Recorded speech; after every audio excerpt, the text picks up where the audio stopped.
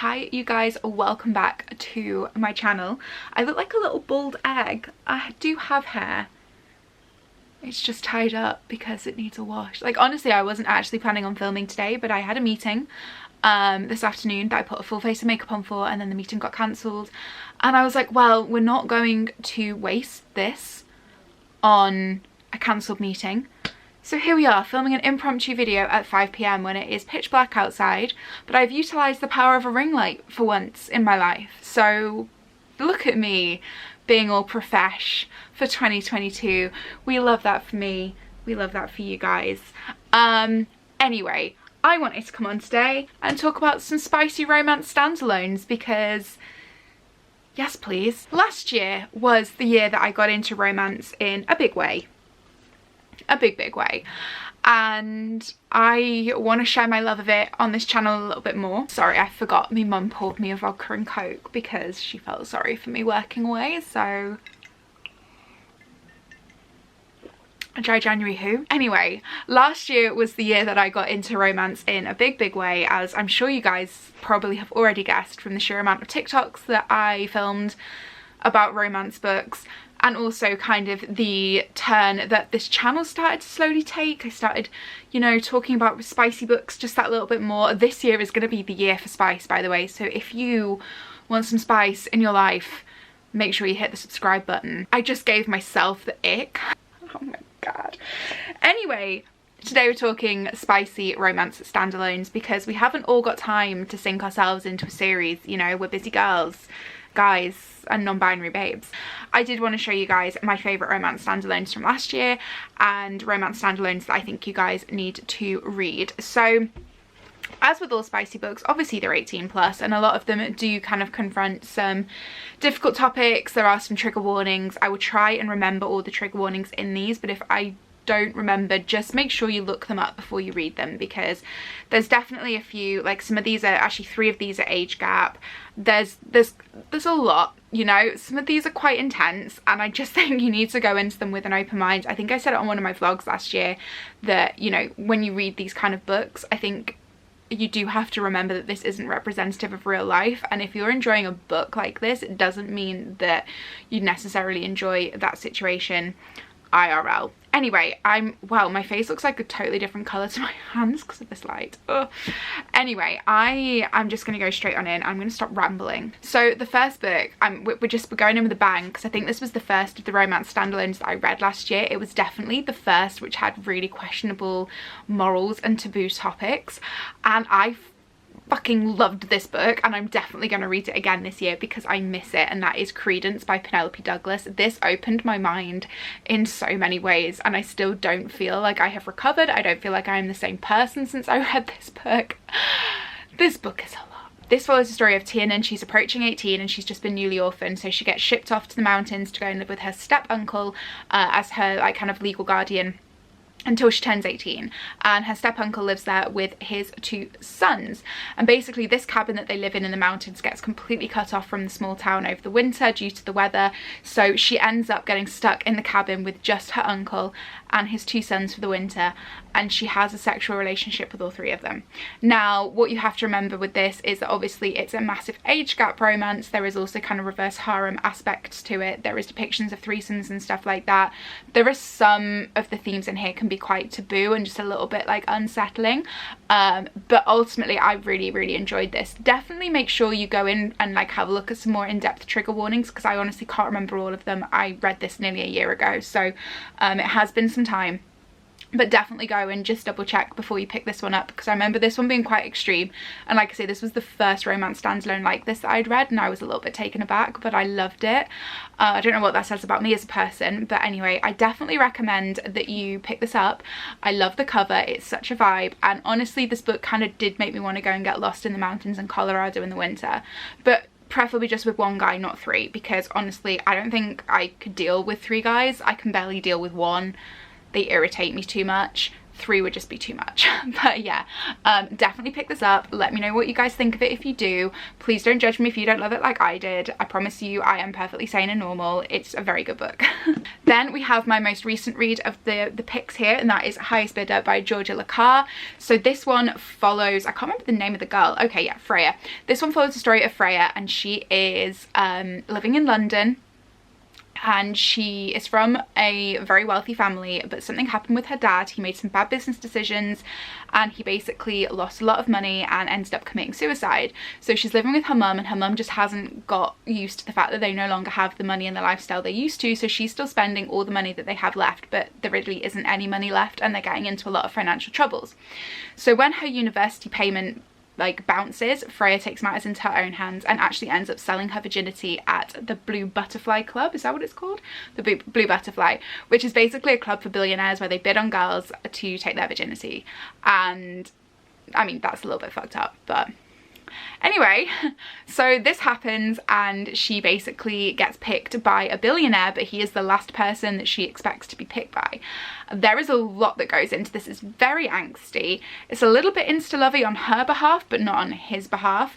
And there's a lot of kind of like past history and kind of like misunderstandings, I guess, to get through before you get to kind of the good bits. The smut in this book is so good, and it's definitely not on the same level of like toxic as some of the other books like this that I have read.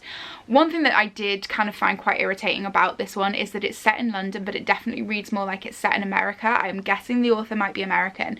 It's not like a problem, obviously, but because I'm British and because I lived in London for a while, like I did pick up on that. I don't think you'd necessarily pick up on it if you weren't from the UK, and it doesn't take away from the reading enjoyment at all. It was just something that I kept kind of like picking up on throughout the book. But I did enjoy it. It's only a short little read as well. It took me, I think, 24 hours to get through, and it was just a fun time, and I definitely recommend it if you just want some spice in your life. On to the second Penelope Douglas one that I'm going to mention now, and this probably will be no surprise to any of you if you've watched my channel from the last like kind of 12 months, because I got sent this from my booktube bestie Renee last year. We did a video where we picked a book off each other's wish list to send to each other, and we did a reading vlog about it, and it was a really fun time. I will leave mine and Renee's linked in the description below, along with Renee's channel. Go and check her out. She's such a babe. But she sent me Birthday Girl by Penelope Douglas, and I absolutely loved this book so much. So this is another age gap romance, and this follows Jordan, and she is with her boyfriend, but she's not having a good time with him. They're struggling for money, and basically they end up having to move in with his dad Pike for a little while. Only Jordan and Pike kind of strike up a bit of a flirtation together. There's a bit of like sexual chemistry there, but they obviously know that it's wrong because Jordan is dating his son, and it's all just a little bit of a mess, but there's definitely this like draw between them. Anyway, this book, I don't want to give away the plot too much because like obviously you want to go and read it and have fun with it, but this book is great. This is the most unproblematic romance book of this kind of type that I have ever read, because like yes, you do obviously have the age gap aspect to it, which is a little bit weird, but Pike is actually a really great male lead. It's so unproblematic in so many ways, and it was just actually really fun to read and just a really nice, light-hearted, good time. So I definitely recommend picking this up if you're wanting something where it's a little bit taboo and a little bit spicy but not too messed up, because I know there is a fine line with some of these books between light-hearted and totally messed up. I'm looking at you, Den of Vipers. I'm looking at you.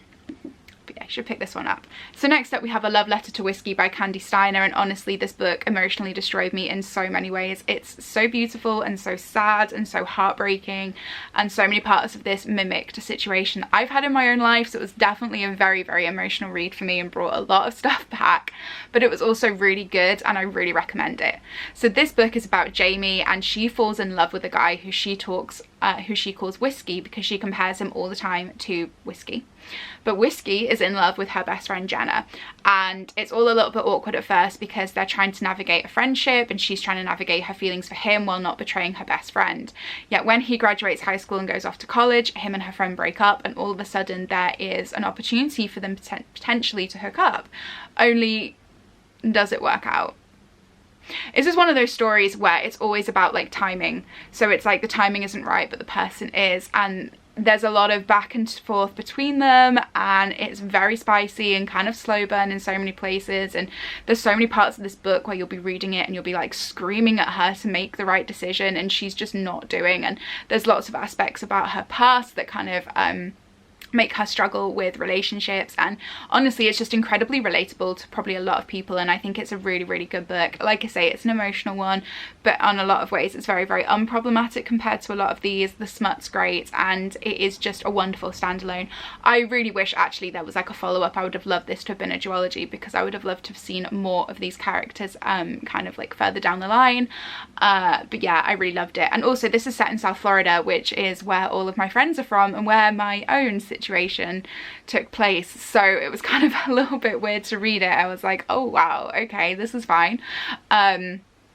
But yeah, I loved it. I love this book so much. I definitely recommend you pick it up. I'm pretty sure I gave this one like 5 stars as well, so this was fantastic. And then last but not least, we have another age gap romance, which is weird because honestly age gap doesn't do it for me, but for some reason I'm including 3 age gap romances in this video, so go figure.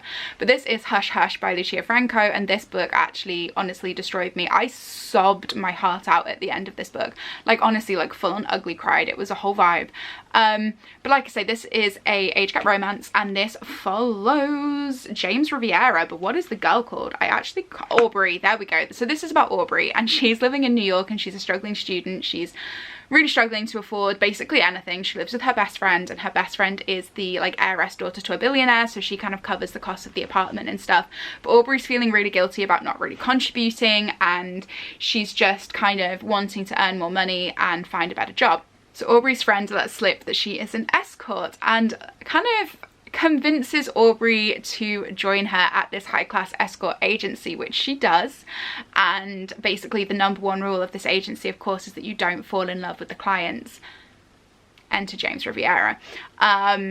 This book honestly is fantastic. I loved it. It's fast-paced, the smut's incredible, and there's a lot of emotional aspects to this book which will tug on your heartstrings a lot, and like I said, it made me absolutely sob. This is very like plot driven for a romance as well. I think there's quite a few people online that kind of say that these romances tend to be more about the sex and the plot, but this one was just sheer perfection, and I feel like this does not get the hype it deserves on BookTube at all, or on Booktok actually. Honestly, this is one of the best books I have read by like an indie author. I absolutely loved it. I haven't actually read anything else by this author yet, although I do have another of her standalones in my TBR pile, and I have the first of the Off Balance series on my Kindle to read. So I'm definitely excited to get stuck in because I've heard amazing things about her other work. But I really, really love this, and out of all of these books, I think this is the one that I would definitely recommend that you pick up the most because it is brilliant. And then finally, this isn't actually a standalone, but I just wanted to give it like a special mention in here as well because it is part of a companion series, and I feel like you could have read it as a standalone. Like, I've not picked up any of the other ones yet, and I could quite happily leave it where it is without picking up the other ones, you know, because this was the story that I was most interested in. And this is Voya by Fiona Cole. If you watch my reading vlogs, you may remember me picking this up in October, I think, and I found it a very interesting read. This one kind of covers the struggling student trope again, and this is, I think the girl's name's Oaklyn. Yeah, Oaklyn. And she ends up taking a job at a voyeurism club. And this club basically allows their staff to kind of pick what they're comfortable with, so you know, they don't have to actually perform sexually, they can just work behind the bar. And she kind of works her way up from just working behind the bar to kind of taking on more explicit jobs, where people just come and watch basically. And there's a guy that comes and watches her and falls in love with her behind the scenes, but it also turns out that he's her teacher. So there then becomes this whole internal battle between should he act upon his urges or should he do the right thing, which is just to stop going to the club. And then she finds out that he goes, and she finds out that it's him that keeps requesting her, and yeah, it gets really interesting. This book made me feel really uncomfortable actually with the whole teacher-student dynamic, because I did feel like that was a crazy like power imbalance, and yeah, I didn't necessarily enjoy that vibe, but I really enjoyed the idea of the club. Like, to read it. It was really interesting. I haven't really read anything like that before, and yeah, I found myself really enjoying the book, and the smut was like honestly next level. Like I want to pick up the rest of the books in this series because again, like they're all themed about around other performers in the club, and I'm really curious to see like where the author takes it, because I did find that really interesting. And I know that one of them, I believe, is a relationship between two men, and I fucking love that, and I really want to read more kind of I think I mentioned in my 2022 reading goals video, I want to read more diversely, and that also includes reading books with more LGBT rep. So yeah, that's definitely like quite high on my TBR list for this year. I really recommend this if you're looking to get into a companion style series where the books are quite short, very quick, you can get through them in 24 hours or so, and it's enjoyable, it's smutty, it's problematic, but I mean, okay, no, it is problematic. I'm not going to try and like sugarcoat it. This one is probably the most problematic of them all, aside from maybe Credence. But I still enjoyed it, and I think it's still very well written. So you should definitely pick it up and try it. And like I say, the spice in this one is like honestly on another level. It was so good. So you guys, those are my romance standalones to read in 2021, plus obviously one bonus companion novel series. I hope you enjoyed this video. I am going to try and film more of these kind of like recommendation style videos this year. So if you have any particular tropes you want me to recommend, or any particular like, I don't know, themes or whatever, let me know, and I will definitely start putting more of those videos together. And in the meantime, please do not forget to subscribe if you are new. It would mean the world to me. Make sure you comment below, let me know your favorite romance standalones, and I will see you in my next video very soon. Bye guys.